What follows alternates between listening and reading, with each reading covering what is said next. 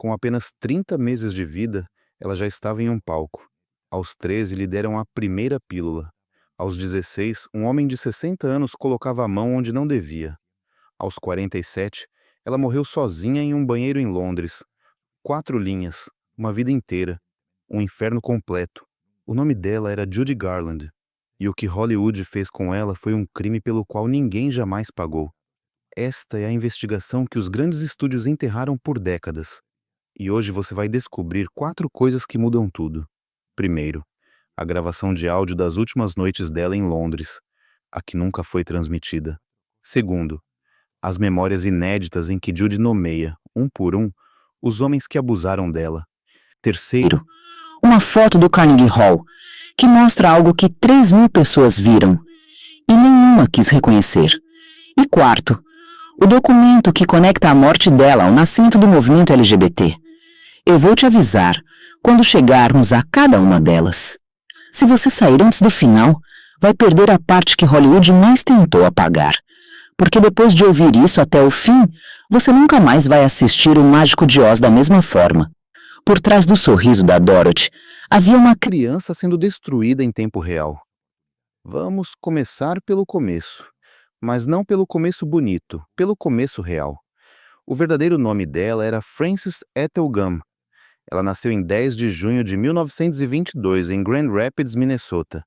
E desde o primeiro momento em que respirou, sua mãe, Ethel, já a observava com olhos de calculadora. Ela não viu uma filha, viu um bilhete de loteria. Ethel havia sido artista de vaudeville. Provou o gosto dos aplausos uma vez. E nunca conseguiu esquecer. Quando teve 3 filhas, não viu 3 meninas para criar. Viu 3 oportunidades.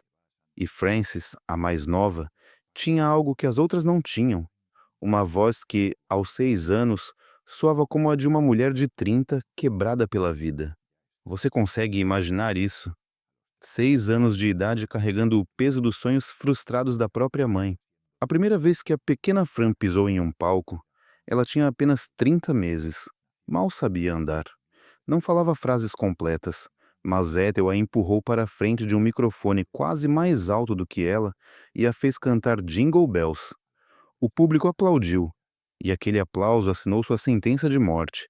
Ela só seria executada 45 anos depois, mas já estava selada ali. E havia algo mais por trás daquele palco familiar. Um segredo que obrigou a família Gama a fugir de Minnesota em junho de 1926. Frank Gama, o pai de Frances, tinha uma atração que naquela época podia destruir vidas. Ele gostava de homens jovens, os funcionários do cinema que possuía. Os rumores se tornaram insuportáveis. Uma noite, eles empacotaram tudo e fugiram para a Califórnia. Frances tinha 4 anos. Ela não entendia o que estava acontecendo. Só sabia que seu pai chorava enquanto dirigia. Que algo estava muito errado. Guarde esse detalhe sobre o pai. Guarde bem. Porque quando eu falar dos homens que Judy escolheu como maridos, você vai entender uma coisa. O trauma sempre encontra um jeito de se repetir. Frances tinha 4 anos quando perdeu sua casa. Não sabia que naquele momento também estava perdendo qualquer chance de ter uma infância normal. Em Lancaster, Califórnia, Ethel aumentou ainda mais a pressão. As irmãs Gum se apresentavam em qualquer lugar que pagasse. Frances era sempre a estrela. Mas para Ethel nunca era suficiente. Nunca perfeita o bastante. Nunca magra o bastante. Nunca nada o bastante. Anos depois, Judy diria 5 palavras que explicam tudo. Minha mãe era Beza, a verdadeira bruxa má do oeste. Ela não disse isso sorrindo. Disse chorando, com os olhos vermelhos, como alguém que finalmente consegue dizer em voz alta o que engoliu por décadas. Por que ela disse isso? Porque quando Frances tinha 6 anos e estava com dor de estômago antes de uma apresentação importante, quando implorou a mãe para ficar em casa, Ethel a olhou friamente, deu-lhe um tapa forte o suficiente para deixar sua bochecha vermelha e a empurrou para o palco dizendo 4 palavras que a perseguiriam até a morte. O show tem que continuar. Frances subiu ao palco com lágrimas escorrendo pelo rosto. Cantou. O público aplaudiu. Ninguém percebeu que ela estava chorando. Lembre-se dessa frase. O show tem que continuar. Ela vai aparecer mais 5 vezes nesta história, e a cada vez vai doer mais. Mas o que vem agora é quando o inferno realmente começa. Quando Frances deixa de ser apenas uma criança explorada pela mãe e se transforma em propriedade de algo muito maior e muito mais cruel. Em 1935, Frances tinha 13 anos quando Louis B. Mayer, o homem mais poderoso de Hollywood, foi vê-la cantar. Ela interpretou 2 músicas. Quando a última nota desapareceu, houve 3 segundos de silêncio absoluto. Então Mayer se levantou, sozinho, antes de qualquer outra pessoa, e começou a aplaudir. Dias depois, Frances Gama assinava um contrato com a MGM, 7 anos da vida dela. Aos 13 anos, sem advogado próprio, Ethel assinou por ela. Naquele dia, Frances se tornou oficialmente propriedade de Hollywood. A primeira coisa que a MGM fez foi matá-la simbolicamente. Frances Gum deixou de existir. Passaram a chamá-la de Judy Garland, um nome inventado para um produto inventado. A segunda coisa foi olhá-la e decidir que ela era defeituosa, gorda demais, feia demais, nariz grande demais, dentes tortos demais. Louis B. Mayer, o mesmo homem que a descobriu, começou a chamá-la de Minha Pequena Corcunda, como se fosse um apelido carinhoso, como se humilhação fosse uma forma de afeto. Outro executivo foi ainda mais direto. Olhou para ela de cima a baixo e disse: Você parece um porco de tranças. Na cara dela. Com 14 anos, Judy chorava sozinha em seu camarim, encarando o espelho, tentando encontrar os defeitos que todos pareciam ver com tanta clareza. Quando saía com os olhos vermelhos, Ethel não a abraçava. Lembrava-lhe o quanto ela era sortuda. Lembrava-lhe que o show tinha que continuar. Aí está a frase de novo. Segunda vez. E o que vou te contar agora é o ponto em que Hollywood cruzou a linha do criminoso. O que fizeram com Judy Garland deveria ter colocado pessoas na prisão, mas ninguém jamais pagou. E então começaram as pílulas. Judy Garland tinha 14 anos quando um médico do estúdio lhe deu a primeira dose de anfetaminas. Não porque ela estivesse doente, mas porque a MGM precisava que ela trabalhasse 16 horas por dia e não comesse. As pílulas funcionaram. Judy emagreceu, trabalhou sem parar. A máquina estava otimizada, mas máquinas quebram. E Judy começou a quebrar quase imediatamente. Ela terminava jornadas de 16 horas tremendo, com o coração batendo tão rápido, que achava que iria explodir, implorando a mãe que a ajudasse. Sabe o que Ethel fez? Chamou o mesmo médico. E o médico trouxe sedativos, pílulas para desligá-la. Pense nisso. 14 anos de idade. Anfetaminas de dia para ligá-la, barbitúricos à noite para desligá-la, como uma máquina, não como uma criança. Durante 33 anos, até o dia de sua morte, sua dieta? Sopa de galinha, café preto e cigarros. Disseram que fumar cortava o apetite. Aos 14 anos, fumava um maço por dia por ordem do estúdio. Aos 15, começaram as alucinações. Estimulantes em altas doses destroem a mente. Judy via coisas que não existiam. Ouvia vozes. Os executivos da MGM sabiam. Recebiam relatórios médicos, os médicos do estúdio sabiam. Eles mesmos estavam causando aquilo. Ethel sabia. Ela tinha autorizado tudo. Ninguém parou nada. Por quê? Porque Judy Garland estava gerando milhões de dólares. E em Hollywood, naquela época e ainda hoje, dinheiro sempre importou mais do que crianças. Mas o pior ainda estava por vir. O que fizeram com ela durante as filmagens de O Mágico de Oz deveria tirar o seu sono. E o que vem agora é ainda pior. Muito pior. Tem a ver com o que Louis B. Mayer fazia quando Judy entrava sozinha em seu escritório. E com o que foi descoberto décadas depois em Memórias Inéditas. Mas antes, preciso falar sobre O Mágico de Oz. Porque foi ali que tudo se intensificou. Onde o inferno atingiu temperaturas que nenhum ser humano deveria suportar, onde a última parte da infância que restava em Judy foi esmagada de vez. Mas o que vem agora, talvez seja a parte mais dolorosa de todas, porque o trauma que Judy sofreu na infância iria persegui-la em cada decisão que tomasse na vida adulta, especialmente no amor. Você se lembra do detalhe sobre o pai de Judy? A atração dele por homens jovens, os rumores que obrigaram a família a fugir de Minnesota quando ela tinha apenas 4 anos. Agora, observe o que acontece quando um trauma nunca é elaborado, quando ninguém te ajuda a entender por que sua vida desmoronou quando você era criança, quando você cresce cercado por segredos que nunca são nomeados. Aos 18 anos, Judy se casou pela primeira vez, David Rose, músico, compositor. Ele parecia gentil. Perto dos monstros do estúdio, parecia diferente. Parecia alguém capaz de amá-la de verdade. O casamento durou 3 anos. Fracassou. Mas antes de acabar, algo aconteceu que Judy jamais conseguiu superar. Ela engravidou. Pela primeira vez em sua vida, ela seria mãe. Pela primeira vez, teria algo que fosse completamente seu. A MGM a obrigou a fazer um aborto. Disseram que uma gravidez destruiria sua imagem de jovem inocente. Disseram que sua carreira acabaria se tivesse aquele bebê. Disseram que haviam investido demais nela para permitir que tudo fosse arruinado. Disseram que ela não tinha escolha. E Judy me presava a contratos que não compreendia, dependente de substâncias químicas que a mantinham funcionando, sem ninguém que a defendesse, obedeceu. Ela nunca se recuperou disso. Décadas depois, ainda falava daquele bebê que nunca nasceu. Ainda se perguntava quem aquela criança teria sido. Aos 23 anos, ela se casou com Vincente Minnelli, diretor de cinema, talentoso, premiado, respeitado na indústria. Ele parecia entendê-la como ninguém jamais havia entendido. Parecia enxergar, além de Judy Garland, o produto, e ver Frances Gumm, a pessoa quebrada que precisava de amor.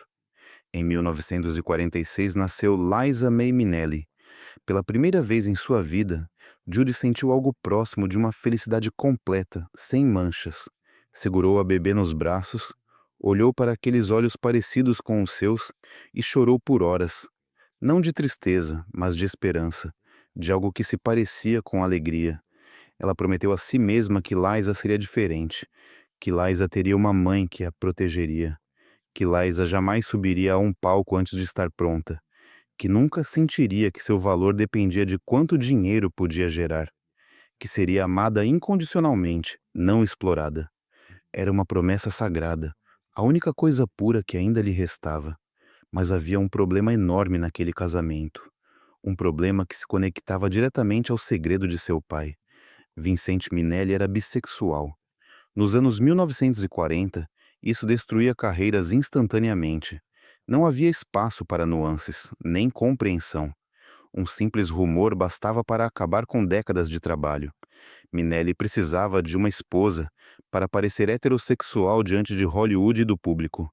Precisava de uma fachada, de alguém que lhe desse legitimidade, de alguém que afastasse suspeitas.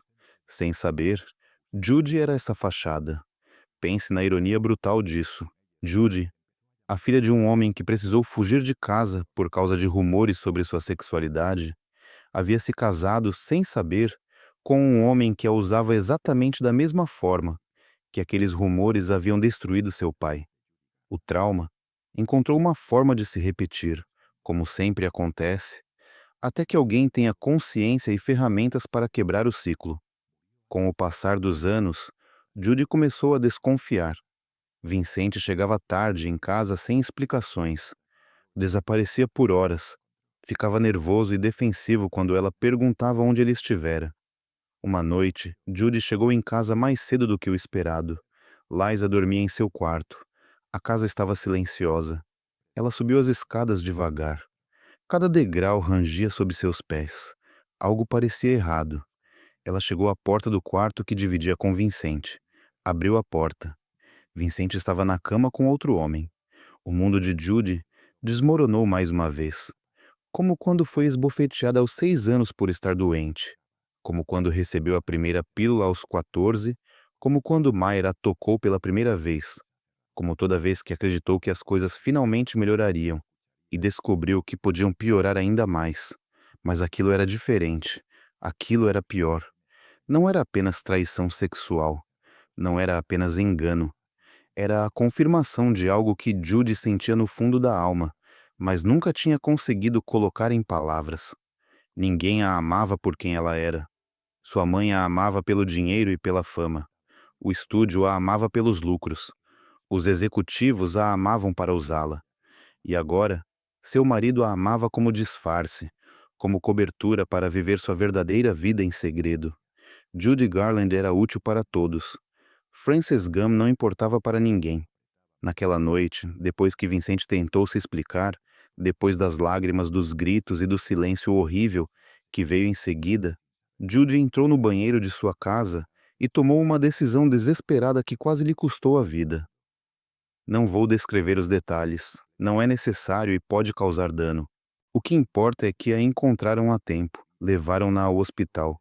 Salvaram sua vida fisicamente, mas algo morreu naquela noite e nunca mais voltou. A parte de Judy que acreditava que merecia ser feliz. A parte que ainda tinha esperança de uma vida normal. A parte que acreditava que o amor verdadeiro existia para ela. Essa parte morreu naquele banheiro. Vincent Minnelli chorou, pediu perdão, prometeu mudar. Prometeu que nunca mais aconteceria. E Judy, com 26 anos, dependente de substâncias que nunca escolheu, com uma filha pequena, sem dinheiro próprio porque outros controlavam tudo, sem saída, ficou. 5 anos a mais de miséria silenciosa. 5 anos dormindo em quartos separados. 5 anos fingindo para o mundo que estava tudo bem. Quando finalmente se divorciaram, Minnelli diria mais tarde em uma entrevista: se eu tivesse amado Judy menos, teria conseguido rir dos seus estados de humor. Ele a culpava. Culpava sua instabilidade, suas emoções, seus problemas, em vez de reconhecer que a traiu por anos, que a usou como fachada, que ajudou a empurrá-la ainda mais fundo em um poço do qual ela jamais sairia.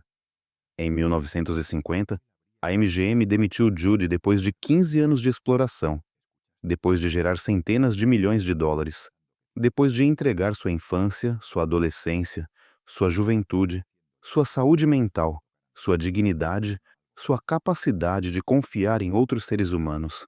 Jogaram-na fora como lixo, quando deixou de ser conveniente.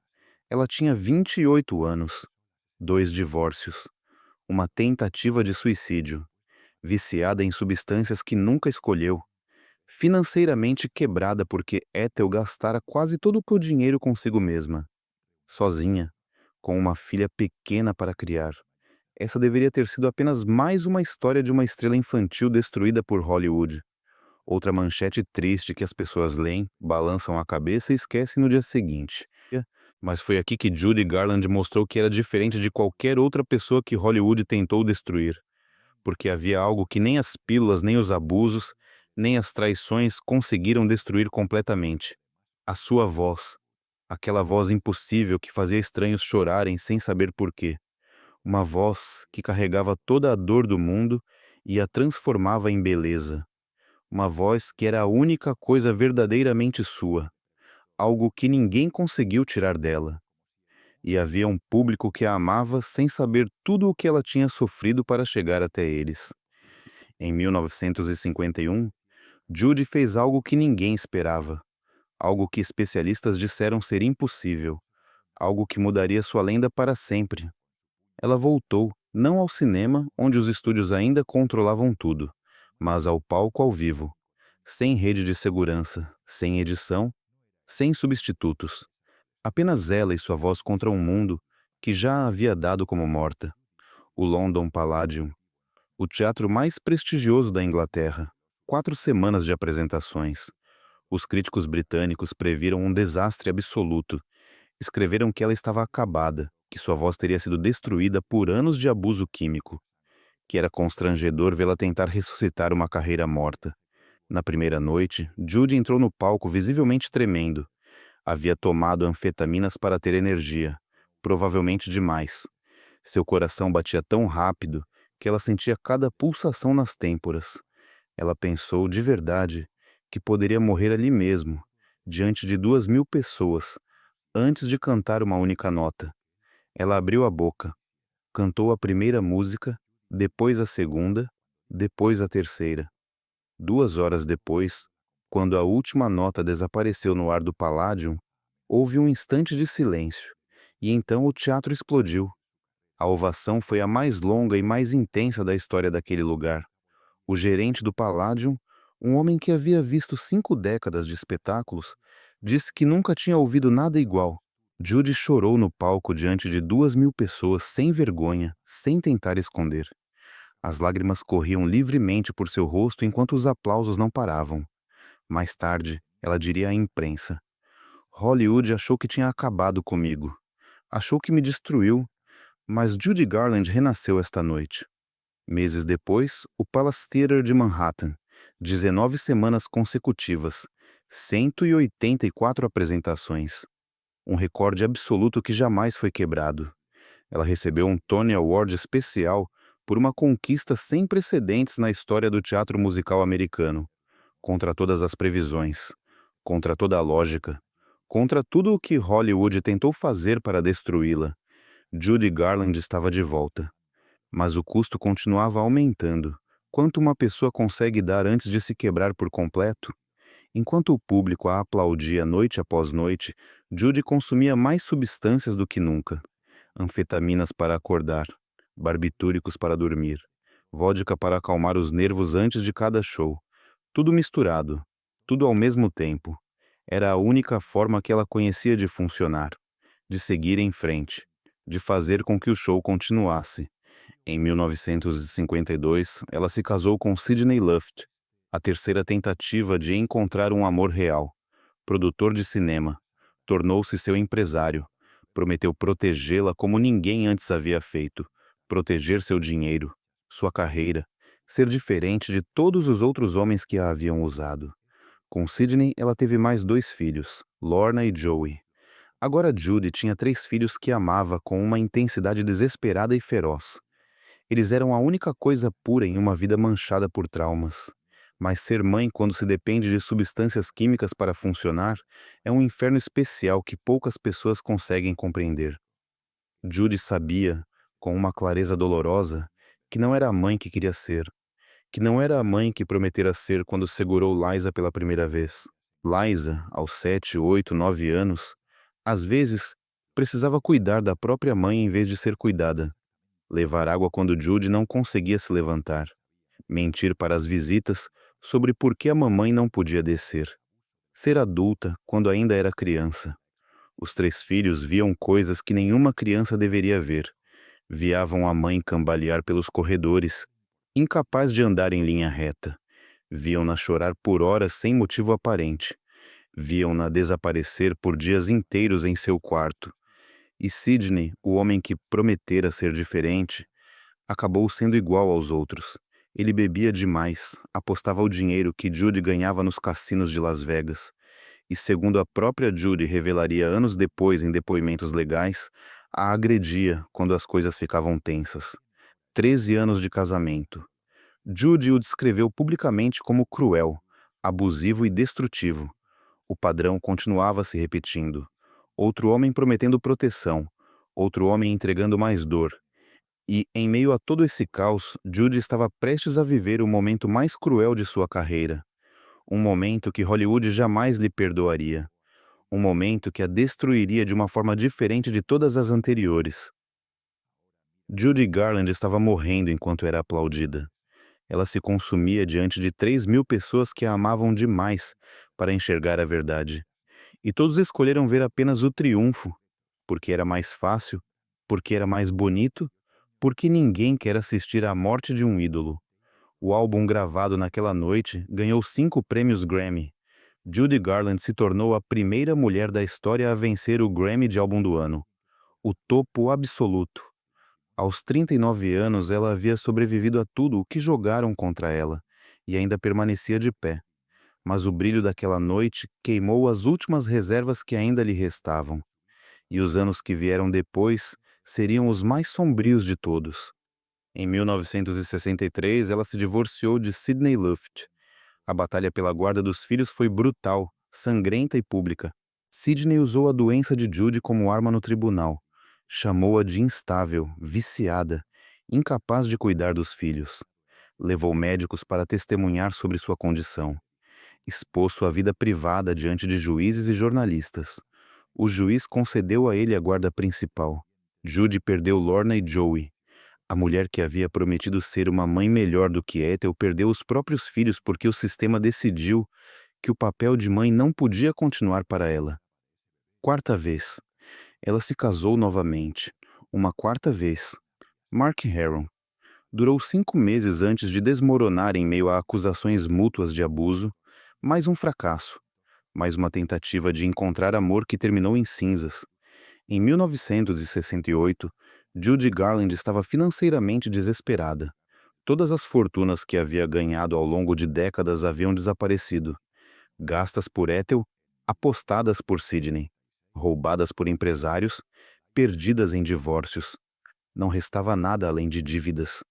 Ela aceitou um contrato de 5 semanas em um clube londrino chamado Talk of the Town. 100 libras por noite. Um valor que teria sido um insulto 10 anos antes, agora era sobrevivência. Foi lá que conheceu Mickey Deans, um homem que trabalhava no clube. Eles se casaram em março de 1969. Quinto marido. Quinta tentativa. Judy tinha 46 anos. Pesava menos de 40 quilos. Parecia 20 anos mais velha do que realmente era. Mas ainda tinha aquela voz. As apresentações em Londres foram um desastre público. Ela chegava atrasada. Às vezes nem aparecia. Quando subia ao palco, estava tão afetada pela mistura de substâncias em seu corpo que mal conseguia ficar em pé. Esquecia letras de músicas que havia cantado milhares de vezes. Gaguejava.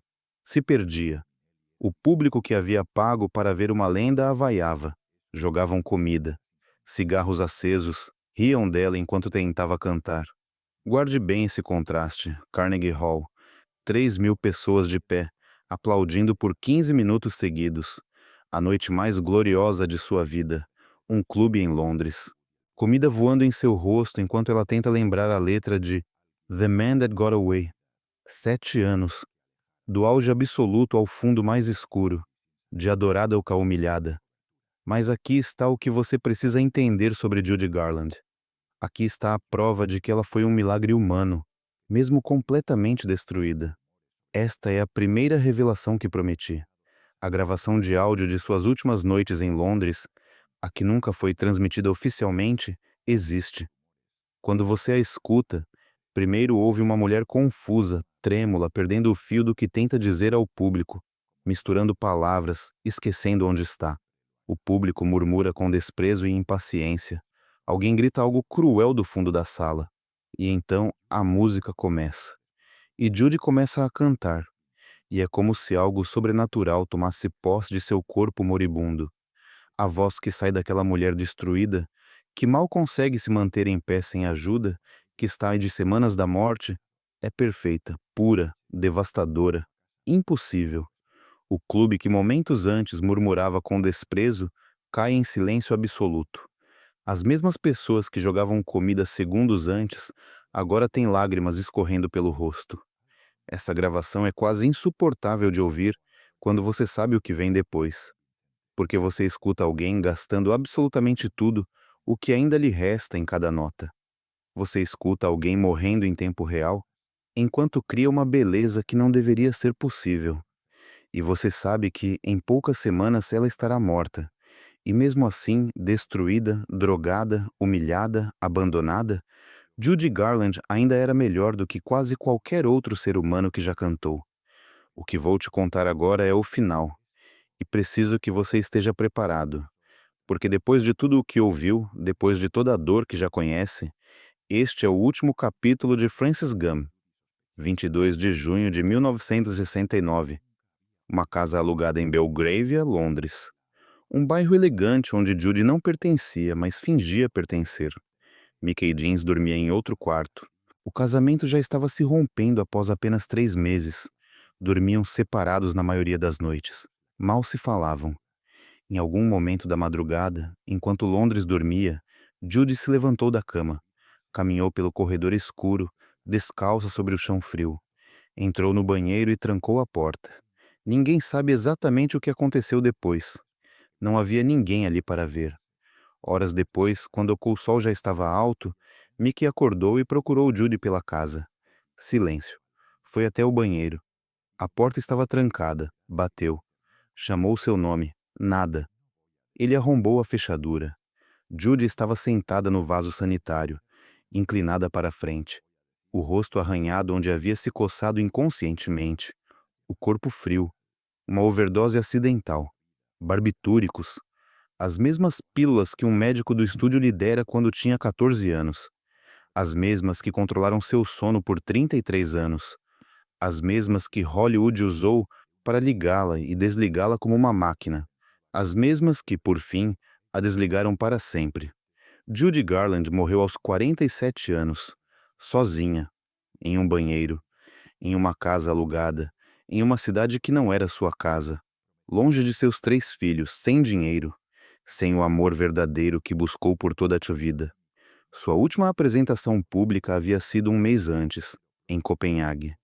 A última canção que cantou diante de uma plateia foi Over the Rainbow, uma música sobre escapar para um lugar melhor. A música que cantou pela primeira vez aos 16 anos, enquanto estava sendo destruída no set de O Mágico de Oz. A música que definiu toda a sua vida. Ela finalmente encontrou esse lugar além do arco-íris, mas teve que morrer para chegar lá. O show finalmente não pôde continuar. Quinta e última vez. O funeral de Judy Garland aconteceu em 27 de junho de 1969, na cidade de Nova York. Mais de 20.000 pessoas lotaram as ruas ao redor da funerária. A polícia precisou fechar quarteirões inteiros. O trânsito ficou parado por horas. Era como se toda Nova York tivesse parado para chorar. Entre os que choravam publicamente, historiadores notariam depois algo incomum. Uma quantidade extraordinária de homens. Homens sozinhos, homens em pequenos grupos. Homens chorando abertamente, sem vergonha. Homens gays. Porque Judy Garland, sem jamais ter planejado isso, sem nunca ter buscado conscientemente, tornou-se um ícone para a comunidade gay de uma forma que ninguém havia conseguido antes. Por que ela? Existem muitas teorias. Talvez porque ela soubesse o que era viver uma vida de segredos. Talvez porque seu sofrimento ressoasse com pessoas que também foram rejeitadas por serem quem eram. Talvez porque sua canção mais famosa falasse de um lugar além do arco-íris onde você pode ser aceito, onde sonhos se realizam, onde não é preciso se esconder. Havia até uma frase código usada por homens gays naqueles anos de perseguição para se reconhecerem com segurança. Você é amigo da Dorothy? Dorothy, a personagem que Judy interpretara em O Mágico de Oz 30 anos antes. Era uma forma de perguntar: você é como eu? Sem se expor a consequências legais ou violência.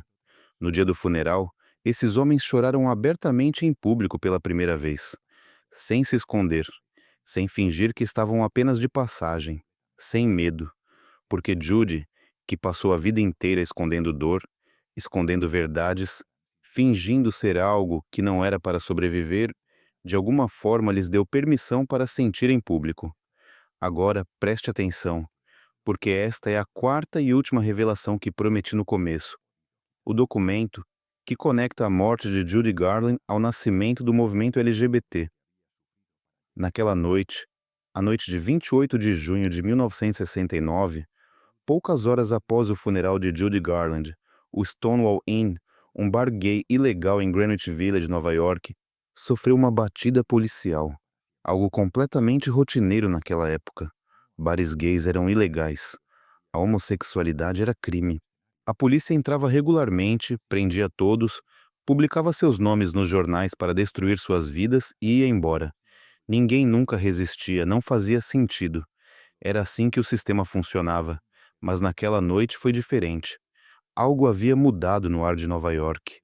Algo havia mudado nas pessoas dentro daquele bar. Talvez fosse a dor acumulada de décadas de perseguição. Talvez fosse a raiva pela morte de alguém que os fez se sentir menos sozinhos. Talvez simplesmente não aguentassem mais.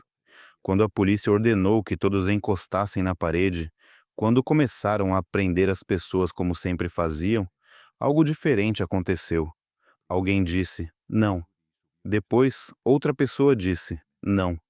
E então o bar inteiro disse, não.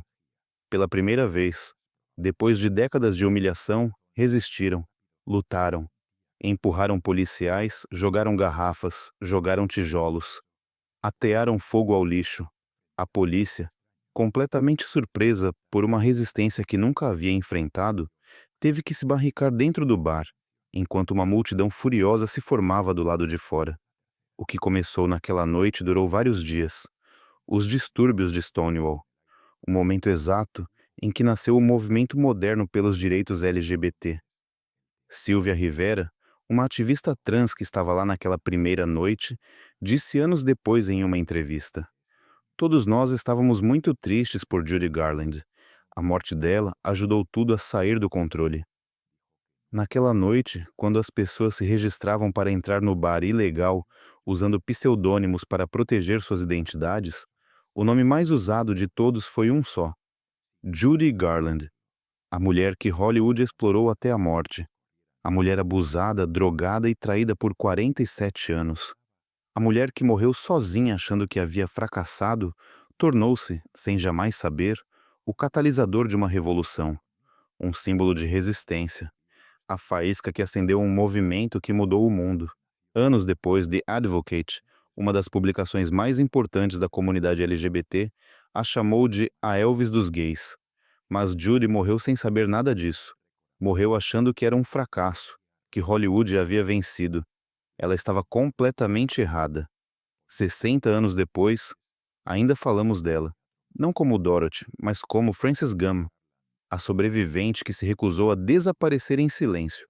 Sua filha Liza herdou o talento. Também herdou o trauma e as dependências. Mas Liza teve algo que sua mãe nunca teve: tratamento de verdade, terapia de verdade. Ela disse recentemente: "Minha mãe não foi perfeita, mas me amou com tudo o que tinha. E no fim, é isso que importa." Lorna, a segunda filha, escreveu: "Minha mãe odiava ser chamada de figura trágica. Reduzi-la apenas ao sofrimento é roubar sua humanidade." Ela está certa. Judy Garland foi mais do que sua dor. Foi uma artista que fez milhões chorarem.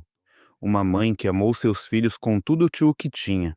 Uma mulher que sobreviveu a horrores que teriam destruído qualquer outra pessoa. Mas também foi vítima de um sistema que ainda existe hoje. A pergunta não é por que Judy não superou seus vícios. A pergunta é: por que deram anfetaminas a ela aos 14 anos? Por que ninguém a protegeu? Por que sua mãe escolheu o dinheiro? Por que executivos de 50 anos acharam que tinham o direito de tocar uma adolescente? A resposta é simples e horrível. Porque podiam. Porque ela era propriedade. Porque o show tinha que continuar. Da próxima vez que você ouvir Over the Rainbow, lembre-se do que agora sabe. Por trás do sorriso da Dorothy, havia uma menina chamada Frances pedindo ajuda que nunca chegou. Frances Gumm merecia amor, merecia proteção, merecia uma infância. Ela não teve. Mas talvez as próximas Frances tenham, se lembrarmos, se não esquecermos. Se você quer que mais pessoas conheçam essa história que Hollywood enterrou, inscreva-se para que a voz de Frances finalmente seja ouvida. Na próxima semana, as outras crianças prodígio que Hollywood destruiu, as que sobreviveram e as que não sobreviveram. Porque Judy não foi a única vítima, apenas a mais famosa. A gente se vê lá.